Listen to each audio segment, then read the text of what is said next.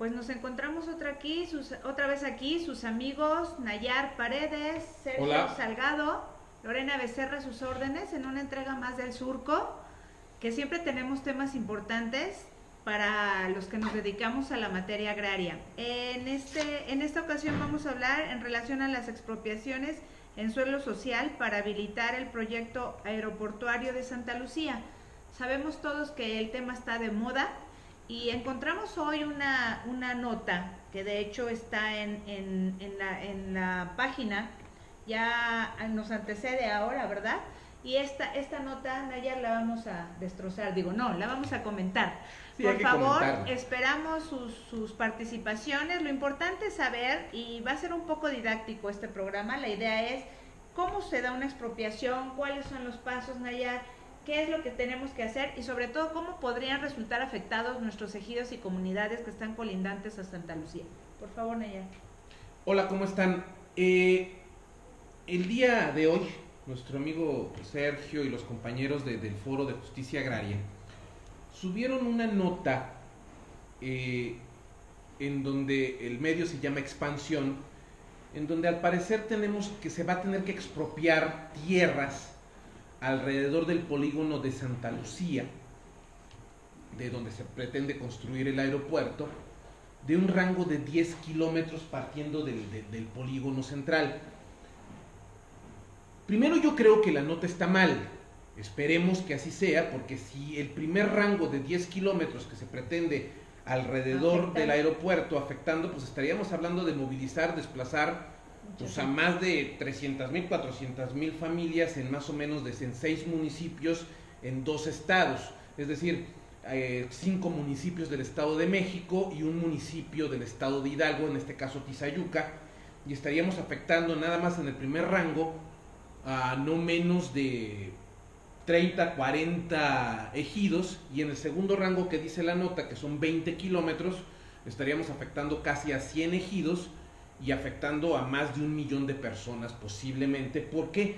Porque es la zona de Tizayuca, es la zona de Zumpango, es la zona de Tecámac, es una zona en donde hay una enorme concentración de unidades habitacionales, en donde yo creo, desde mi personal punto de vista, que la nota se equivoca. ¿Por qué? Porque el polígono de Santa Lucía es del orden de los más de 2,300 hectáreas. La superficie es bastante, ¿no? Es suficiente. Si ahorita la pudiéramos ilustrar, para que se viera más o menos cómo está Santa Lucía, es un polígono muy amplio, en donde yo creo que lo que pretende Andrés Manuel es construir una pista más o 2. Anunció que se iban a habilitar 2. 2 más. De esta una y construir otra. No, sí caben ahí. Bueno, si ahorita cuando pongamos la imagen georreferenciada, pues yo creo que sí caben. ¿Sí? Bueno, de hecho el punto central de esta cápsula que estamos haciendo ahorita en el Surco, les damos la bienvenida, es por lo siguiente. Se anuncia que en el primer trimestre del 2019 se van a llevar a cabo ya las expropiaciones en suelo social de ejidos y de comunidades. ¿Esto qué implica o qué impacta? Que una expropiación, primero tenemos que analizar qué es un acto administrativo, es un acto proveniente de la administración pública que concluye, que extingue todos los derechos de propiedad a través de una causal de utilidad pública y que medie una indemnización, evidentemente de carácter económico, para ello. El punto de esto que nos llamó la atención es porque la nota hace referencia a que son 103 ejidos, ¿no? 103 ejidos, son más de 100 ejidos, y el punto es que va a ser la primera tarea política que se van a enfrentar las nuevas autoridades del sector agrario. ¿Por qué? Porque una expropiación, nuestra Constitución establece que puede ser a suelo social o bien a propiedad privada. En propiedad privada lo puede llevar a cabo tanto el presidente de la República como cualquier gobernador. En el caso de propiedad social, solo el presidente de la República lo puede decretar, previo o los trabajos técnicos que lleven a cabo la Secretaría de Desarrollo Agrario, Territorial y Urbano. Nos llama la atención, y así lo dejamos ahora en esta situación, porque vamos a hacer un análisis georreferenciado de lo que impacta o de lo que estamos hablando de estas expropiaciones, porque No basta el hecho de decir que el acto proviene de la esfera administrativa, que es legal, que se da la indemnización y se da la causal de utilidad pública. El tema puede ser políticamente muy explosivo. El presidente Fox lo entendió o lo entendió tarde. El hecho de que en Atenco lo haya decretado, pues nunca se llevó a cabo ese proyecto.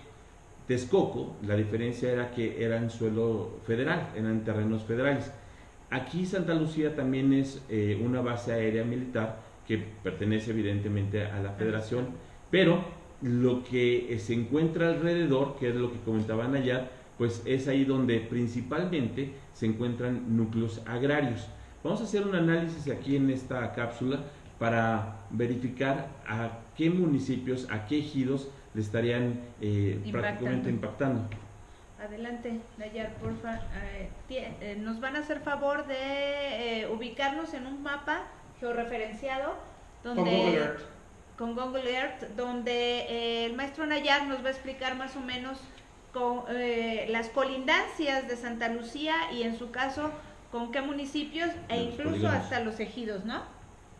Adelante. Bienvenidas, preguntas, comentarios, cualquier situación para dudas, poderlos irlos comentando. Ok.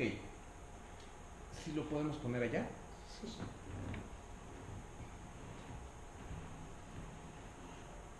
Ok, lo que estamos viendo es, si quieres ponlo, lo que estamos viendo es el área de influencia del aeropuerto militar de Santa Lucía. Santa Lucía es el polígono que está en color rojo. Ese polígono tiene una superficie, según Google Earth, que es algo relativamente aproximado, de 2.234 hectáreas. La pista de aterrizaje que ahorita en este momento se encuentra es esta, y el resto del terreno pues yo creo que tiene suficiente espacio como para poder soportar la posibilidad de la existencia de las otras dos pistas. Es decir, en términos de proporción, Santa Lucía en superficie es más o menos 3 veces la totalidad de la superficie del aeropuerto, del actual aeropuerto Benito Juárez de la Ciudad de México. Ahora bien, la nota lo que dice es que a partir del primer trimestre se pretende expropiar dentro de un rango de 10 kilómetros, estas líneas verdes que están aquí señalizadas, están señalando ese rango de 10 kilómetros, lo que significaría prácticamente afectar a ejidos aledaños, ¿sí? al municipio de Zumpango, al municipio de Tecámac, al municipio de Teotihuacán, al municipio de Temascalapa, un poco del municipio de Tizayuca en el estado de Hidalgo, ¿sí? Nextlalpan y Jaltenco, todos en el estado de México. Zonas en donde, según sabemos, los que conocemos un poquito de la región, pues están altamente urbanizadas, muy densamente urbanizadas, en donde yo no creo que aquí tengamos un escenario menor de 300, 400 mil familias asentadas en esta área, lo que podría ser el posible polígono de lo que dice expansión, se puede afectar con las expropiaciones. Pienso que para efectos del aeropuerto, el polígono actual de Santa Lucía es suficiente, posiblemente algunas ampliaciones, que aquí tenemos un área dentro del área cercana para ello, pero no lo sé. Expansión dice 10 kilómetros en una primera etapa y que si lo aceleran un poquito más, hasta 20 kilómetros. De donde deduzco que posiblemente lo que propone expansión pues es algo que está un poquito fuera del contexto real de las necesidades de un aeropuerto como ese. Bueno, ahora es importante señalar que la nota de expansión se refiere a un documento que tuvo acceso esa revista en la SEDATU. Nos metimos a navegar un poquito en la página de la SEDATU y no encontramos algo relativo a esta nota. Sin embargo, bueno, pues hay que tomarla con las reservas del caso y por eso la estamos comentando. Es importante señalar que ahí dicen que esto es atendiendo una información actualizada del Registro Agrario Nacional. Entonces, bueno, habría que empatar y coordinar información con las instituciones correspondientes, pero pues esto es un preliminar y en relación a los trabajos que ha hecho en campo mucho el maestro Nayar y bueno, Sergio, que andamos siempre al pendiente de la materia agraria para ver si se da o no se da, pero efectivamente va a ser un reto para las autoridades agrarias establecer esta situación si efectivamente se lleva a cabo.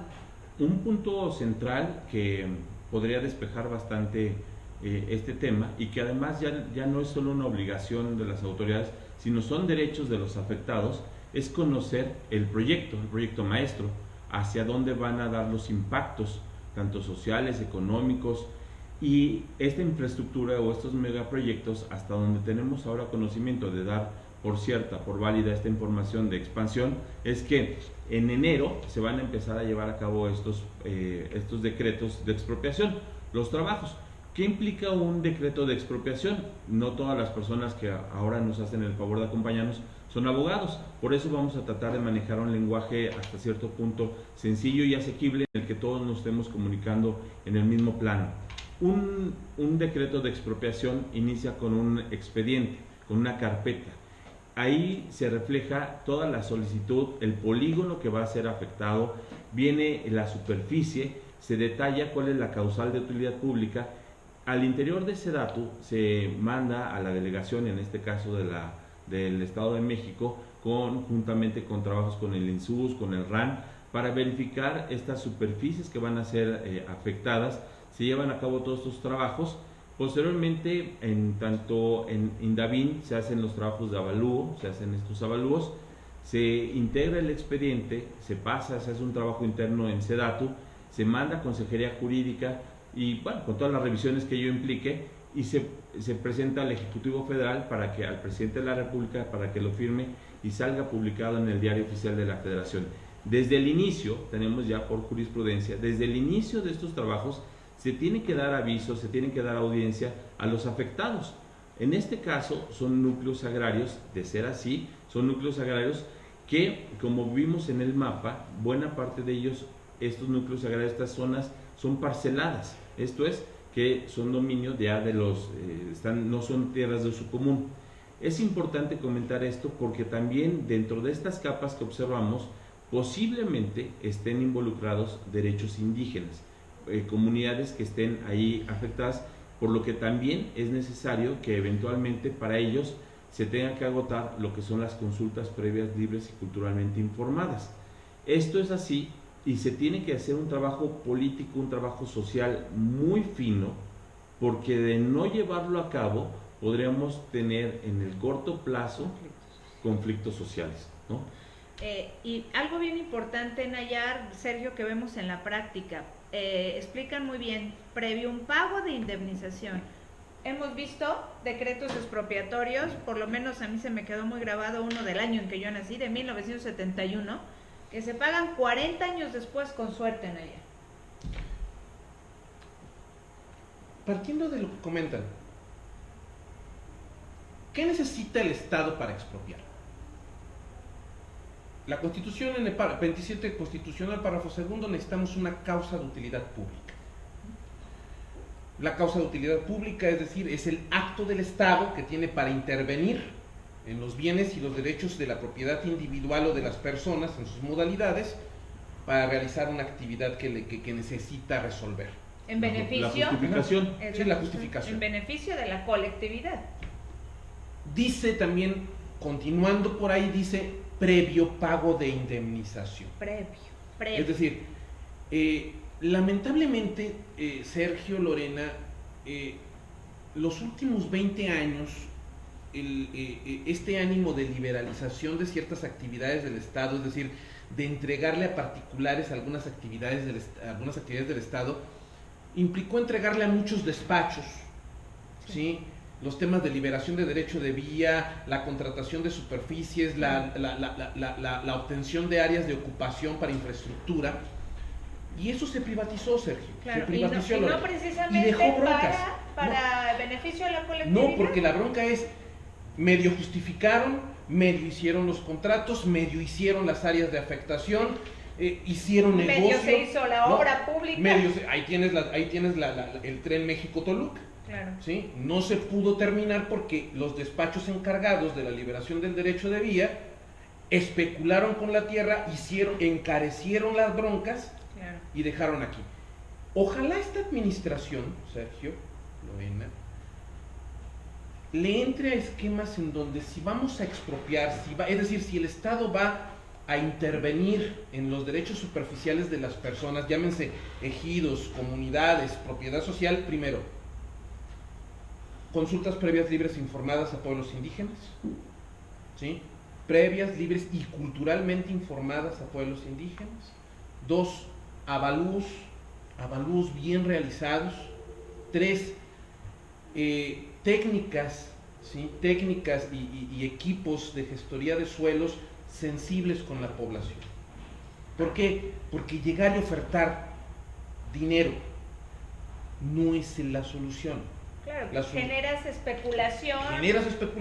Ahorita mismo, ahorita que estamos nosotros dando esta nota, va a haber un grupo de personas que ya van a estar viendo el rango de efectividad y en este mismo momento ya están pensando en hacer negocios.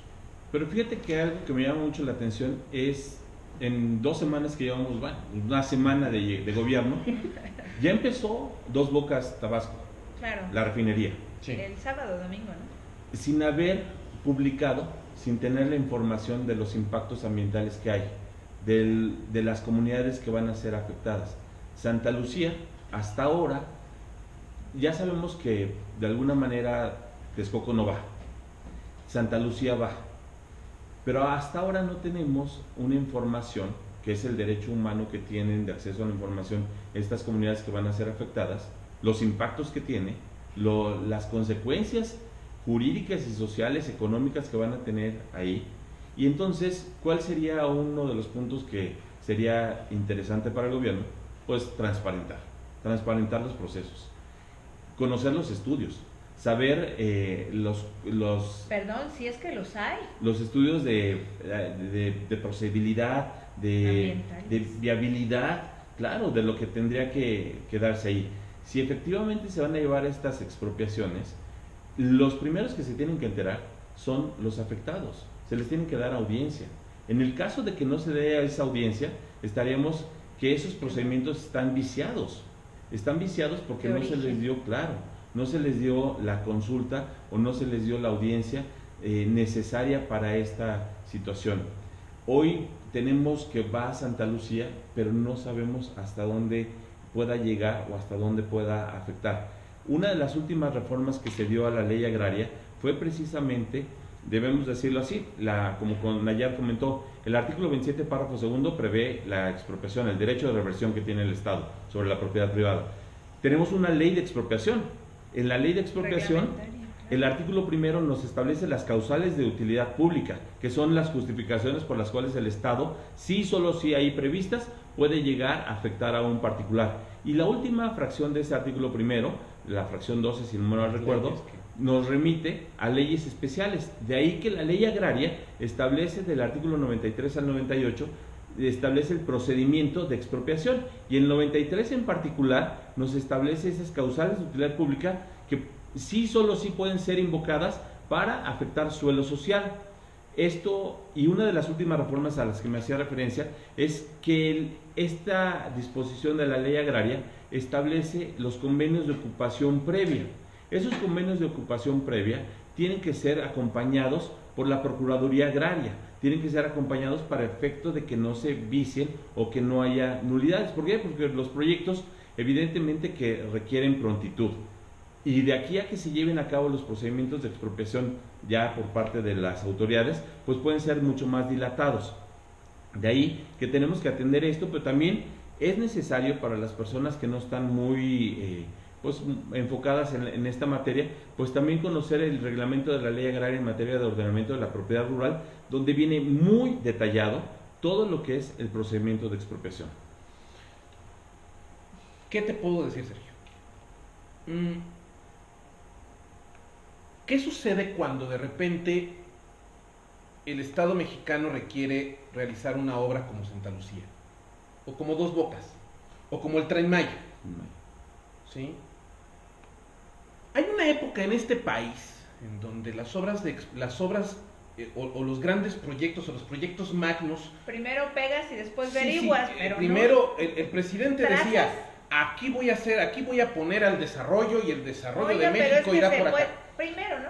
Sí, ahora no.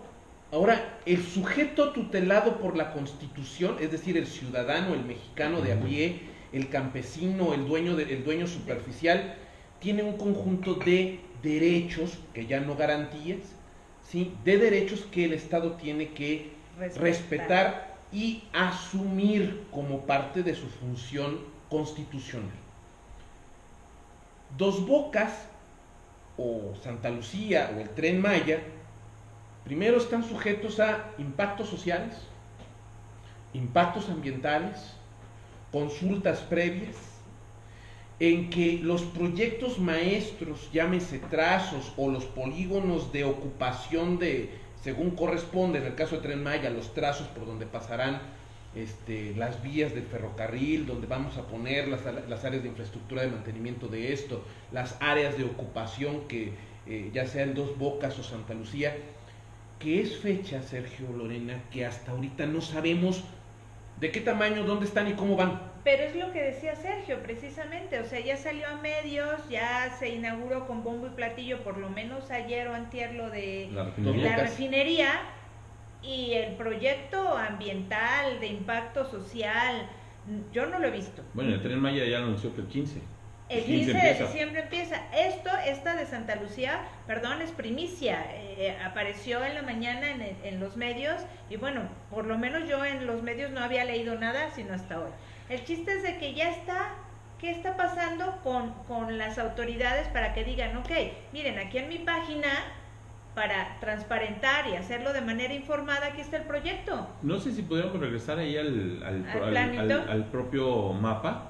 Porque ahí queda representado, para los amigos que nos van a ver ahí ahorita en el plano, por favor, gracias, que el polígono, bueno, Santa Lucía es lo que se encuentra en rojo. Lo que se encuentra en verde claro, son todas las parcelas, son todos los núcleos agrarios que se encuentran actualmente. Y si nosotros vemos, pues es un amplio, o es un espectro muy, muy grande. No sé si podríamos ahí señalar las vías de comunicación con las que se van a través de las cuales se van a habilitar, pero no solo el aeropuerto, es también hangares, es la satisfacción de servicios, de almacenes, claro, la terminal, es básicamente todo eso donde se van a tener esos impactos a los que se refieren allá. De ahí que solo lo que se encuentra en verde, sombreado en verde, es suelo social, pero también ahí tenemos áreas de asentamiento humano, tenemos propiedad privada, tenemos ahí propiedad pública, en una situación donde se tienen que armonizar todos estos regímenes. Es aquí donde yo digo, ¿cómo hace falta abrir la discusión de la ley agraria? sí. De la nueva ley agraria, Sergio. Claro, es que es en andamiaje, es completo, es integral, ¿no? Nayar, ¿a eso te refieres? No nomás eso, o sea, seguimos viendo, y cuando vemos el plan, y cuando hacemos esta discusión, fíjense cómo seguimos pensando como que los ejidatarios están condenados a la eterna aportación, a ser claro. siempre los aportantes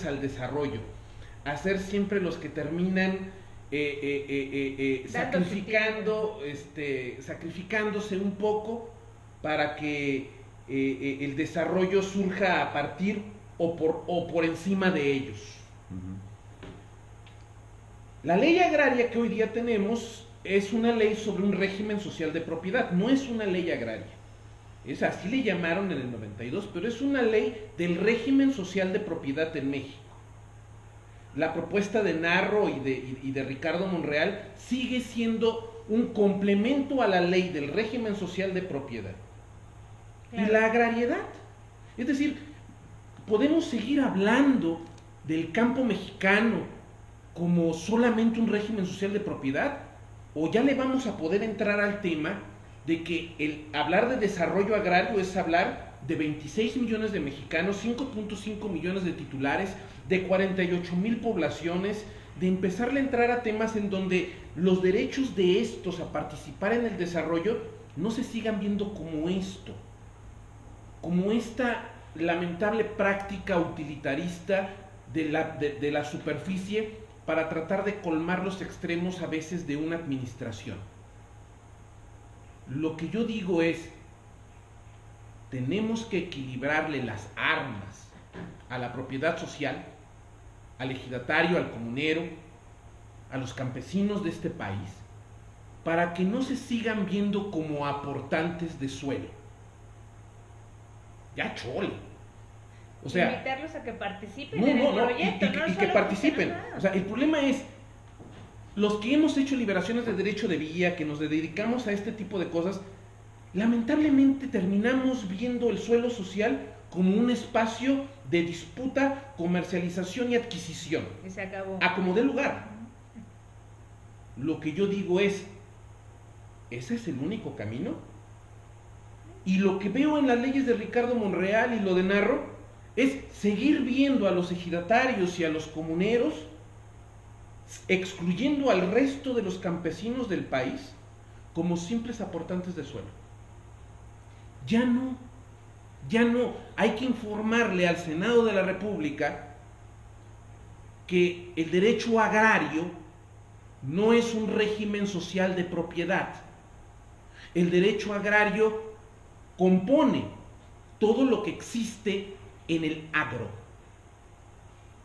Oigan, y agradecer a todos los que nos están viendo y que dejaron un poquito de lado sus ocupaciones, porque precisamente tenemos personas de Campeche, de Tabasco. Aurora Carvajal, muy amable por siempre seguirnos. Rafael Ernesto Hernández, saludos desde Tabasco, gracias. Saludos desde acá, desde la Ciudad de México, fría, muy fría, por cierto, no sé ustedes cómo estén por allá. Jacques Leroux, my God, ¿quién será? Desde la Ciudad de México. Miguel Gaitán, Elena Díaz, Isabel Monroy, muchas gracias, desde Jalisco nos Saludos. estás viendo. Carmen de la Rosa, Marisol Salvador, subdelegación jurídica. Licenciado, muchas gracias por vernos. Sol Rivas, desde Campeche, ¿qué podemos decir? Bueno, además esta cápsula también va a quedar ahí en YouTube, porque este es un esfuerzo conjunto aquí de Aliar, de Observatorio Agrario, del despacho Becerra, Andrade Becerra, de Justicia Agraria. Prácticamente iba a quedar ahí, pues estábamos dejando testimonios de una materia que está hasta cierto punto olvidada por las universidades, está olvidada por el Estado, y que estamos hablando de que son personas al final del día las destinatarias de estas políticas públicas, de estos megaproyectos. La ley agraria evidentemente que no es perfecta, es perfectible, con ese nombre o con otra denominación. El punto es cuál es la relación que va a tener el Estado mexicano con los derechosos, cuál es la relación. Y hasta ahora hemos sido testigos, damos al menos, hablo en primera persona, no sé si aquí mis compañeros se quieran adherir, pero de políticas públicas extractivas, de un neocolonialismo, de un neoextractivismo a través de estos megaproyectos en minería, en energía, en todo lo que afecta, y que de alguna manera, hemos dicho en otros foros, es necesario alinear tanto los derechos económicos, sociales, culturales y ambientales. Es necesario alinear temas de minería, temas de infraestructura, temas energéticos, temas de políticas públicas con esto. No tenemos por qué pensar que uno u otro, pero tampoco podemos llevar o pensar que se tiene que sacrificar estas colectividades, el destino. Pensemos qué impacto va a tener en los próximos 5, 10, 20 o 30 años este proyecto de Santa Lucía para las comunidades que se encuentran aledañas, las especulaciones, el uso de suelo, el tema inmobiliario. Son impactos muy grandes, que el Estado lo mínimo que debiera hacer, la mínima obligación que tiene es informar. Eso es lo único que se pide. Y justamente hoy, 10 de diciembre, es Día Internacional de los Derechos Humanos.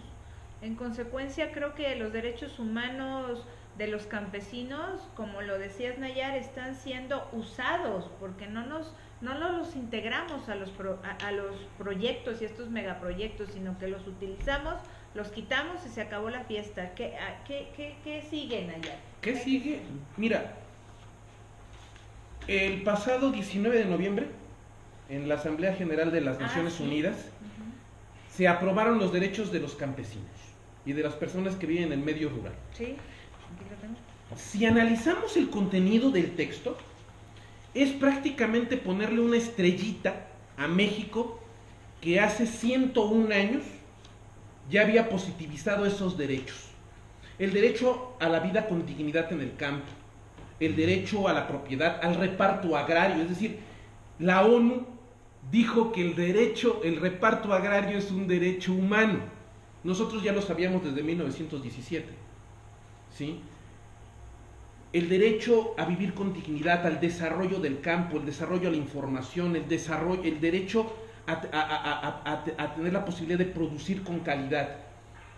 ¿Qué hace falta? Pues hace falta, Ricardo Monreal, Narro, por favor, no solamente se pongan a tratar de recontextualizar una ley agraria que es una ley de un régimen social de propiedad. Hay que ponerse en tono al nuevo modelo global. Atendiendo el principio de progresividad. De progresividad de derechos. Claro. ¿Sí? No se trata de volver a mezclar un régimen social de propiedad con los derechos humanos, no. Se trata de obsequiarle al 51.4% total del territorio nacional la posibilidad de desarrollarse.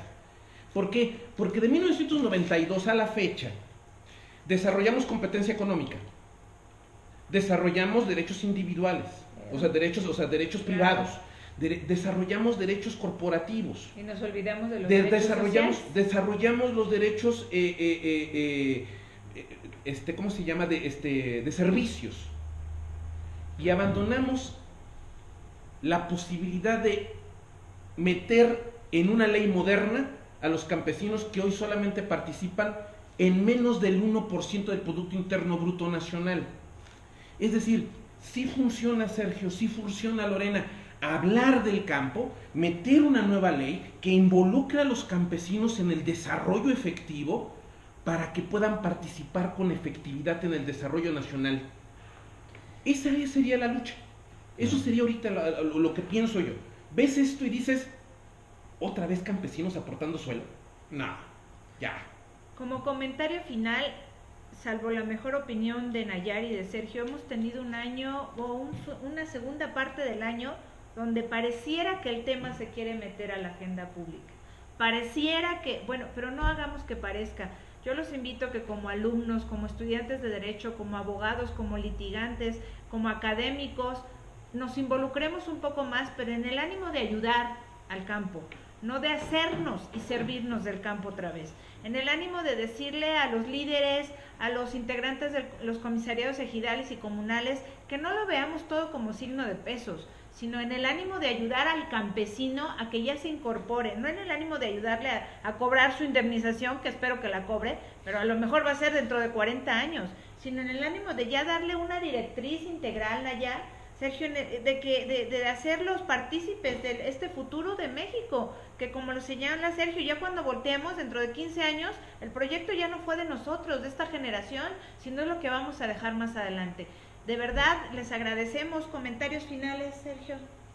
Es muy interesante y es una apuesta muy alta la que está poniendo esta administración que van haciendo en estos megaproyectos, tanto el Tren Maya, Dos Bocas, Santa Lucía, que son los tres que ahora han anunciado, porque los tres involucran a suelo social, los tres involucran o afectan a comunidades indígenas. Es muy interesante y lo comentamos así porque es una apuesta muy muy alta. Las grandes transformaciones, las grandes y verdaderas transformaciones en este país han iniciado, han pasado o han concluido en el campo. El no tener una dimensión política y social de las decisiones pueden significar el triunfo o fracaso de administraciones. Les decía, el presidente Fox lo entendió muy tarde. No nada más porque tengas la legalidad de tu lado, se va a hacer. Si no se dimensiona esto, el nuevo aeropuerto de la Ciudad de México en una semana ya puso en jaque al gobierno, en el sentido de que el primer acto de gobierno fue el rescate con recursos públicos de inversiones privadas. Santa Lucía, sin tener todavía los estudios de factibilidad, las posibles expropiaciones, el desafío para las nuevas autoridades agrarias de implementar estos decretos, donde pues el RAN, donde el INSUS, el acompañamiento de Procuraduría Agraria y al secretario Román Meyer, con experiencia en materia urbanística, en materia penal, y este enfrentamiento que ahora va a tener en materia agraria, va a ser una operación muy fina o puede significar litigios de años si no se tiene esa sensibilidad. De ahí que lo que haríamos, o al menos hablo a título personal, es hacer un llamado para que se cuiden los procedimientos de manera con una meticulosidad. Claro. Ese sería el comentario. Muchas gracias, Nayar. Comentarios finales. Sé que esto da para 3 cápsulas del surco, pero ahorita, en este preciso instante, ¿qué sugieres? ¿Qué dices? Mira, yo todavía no me la acabo cuando el presidente saludó No te cansas. No te sí, acabas, sí, ¿qué dices? sí, o sea, no me la acabé, o sea, de emoción, Ok. de emoción, cuando el presidente saludó a Silvio Rodríguez en su toma de protesta. Es el sueño chairo por excelencia, ¿sí? Al embajador de la poesía, ¿no? Pero era saludar también a la izquierda histórica. Era también saludar a las causas de los pueblos, a las causas de los campesinos, a alguien que le cantó a los campesinos de Latinoamérica. Yo le digo al Senado de la República de Morena, a Román Meyer y al sector agrario, que si van a hablar del desarrollo como tal, no se siga viendo al campo como un accesorio. El campo no es accesorio. El sujeto social de propiedad no es un accesorio, es un protagonista del desarrollo. Es algo que tiene que ser valorado o redimensionalizado en esta nueva cuarta transformación. En la Revolución Mexicana se le dio a los campesinos una dimensión preponderante en el desarrollo nacional porque significó darle a los campesinos la mitad del territorio y la posibilidad de participar en el desarrollo económico nacional. Tomando, se le dio a los campesinos después de la Revolución Mexicana la oportunidad de participar en el desarrollo nacional. Queremos hablar de una cuarta transformación, Ricardo Monreal, Narro. Señores, éntrenle al tema de una ley agraria que no sea una ley del régimen social de propiedad. Que sea una ley que no incluya y que solamente resuelva la litigiosidad de 5.5 millones de mexicanos. Que sea una ley que involucre a 26 millones de mexicanos que viven en el medio rural. Que involucre a más de 52,000 poblaciones rurales. Que permita al 51.4% del territorio nacional participar en el desarrollo económico en forma efectiva. A eso es a lo que estamos, a lo que llamamos. ¿Para qué? Para que cuando tengamos que hablar de expropiaciones, cuando tengamos que hablar de ocupaciones superficiales para el desarrollo, no sigamos viendo a los campesinos como simples aportantes, sino como sujetos efectivos del desarrollo nacional. Pues gracias por su atención, ya lo dijo Sergio, estamos en YouTube, en El Surco, esperamos hacer próximas entregas, esto pinta para mucho, les agradecemos el favor de su atención, siempre bien recibidos acá en Andrade Becerra, Aliar, Justicia Agraria México. Les agradecemos sobre todo también a nuestro equipo de producción, ustedes no lo ven, pero está detrás de cámaras, David Cruz Juárez. Vamos organizándonos más en el ánimo de siempre ser aportantes de ideas y de cosas, así como dicen Nayar, no se la acaba. Yo tampoco me la acabo con esta cuarta transformación, que esperemos que dé resultados por el bien de México y de nuestros hijos. Muchas gracias. Gracias. Gracias. Gracias, nos vemos. Hasta luego.